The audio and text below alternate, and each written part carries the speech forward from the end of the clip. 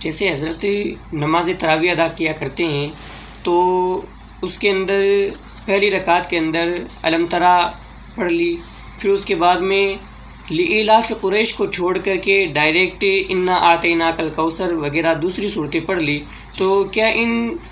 بیچ میں جو صورتیں چھوڑی ہے ہم نے تو کیا ان میں لقمہ دیا جا سکتا ہے؟ دیکھیے، لقمہ یہ اصل میں کلام ہے اور نماز میں کلام کرنے کی اجازت نہیں ہے۔ شریعت نے ضرورتاً لقمے کو رکھا ہے تاکہ نماز میں اگر کسی طرح کی کوئی خامی کوئی خرابی ہو تو اسے درست کر لیا جائے۔ رمضان مبارک میں جہاں پر تراویح قرآن پاک کے ساتھ میں ادا کی جاتی ہے تو وہاں چونکہ پورے قرآن پاک کا سننا سنت موقدہ ہوتا ہے، تو اس لیے اگر حافظ کہیں بھول جائے یا کہیں اس سے کچھ ترک ہو جائے، چھوٹ جائے، تو اس کی وجہ سے شریعت میں اجازت دیتی ہے کہ ہم اسے لقمہ دے کر اس بھولے ہوئے کو یا اس غلطی کو صحیح کر لیں۔ لیکن جہاں پر الم ترا سے تراویح کی نماز ہوتی ہے تو وہاں قرآن پاک کوئی ترتیب سے یا مکمل پڑھنا نہیں ہوتا ہے۔ آپ کو سورہ فاتحہ کے بعد کوئی سورت پڑھنی ہے یا 3 آیتیں جو چھوٹی ہوں وہ پڑھنی ہے، یا کوئی بڑی آیت جو 3 چھوٹی آیتوں کے برابر ہو وہ پڑھنا ہے۔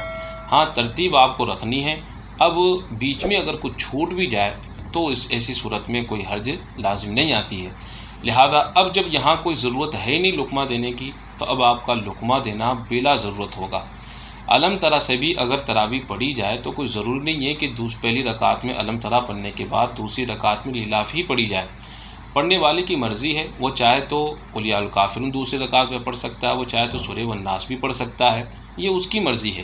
اب اگر کسی نے لقمہ دیا تو اس نے کلام کیا، بغیر ضرورت اس نے لقمہ دیا، اور بغیر ضرورت اس طرح لقمہ دینے سے اس آدمی کی نماز فاسد ہو جائے گی، وہ آدمی نماز سے نکل جائے گا۔ اور اگر امام نے اس کا لقمہ اگر قبول کر لیا تو گویا ایسے انسان کی امام نے بات مانی جو نماز سے لقمہ دینے کی وجہ سے خارج ہو گیا، لہذا اس کا لقمہ لینے کی وجہ سے امام کی نماز بھی فاسد ہو جائے گی، اور امام کی نماز فاسد ہونے کی وجہ سے تمام لوگوں کی نماز فاسد ہو جائے گی، اس لیے اس نماز کو دوبارہ پڑھنا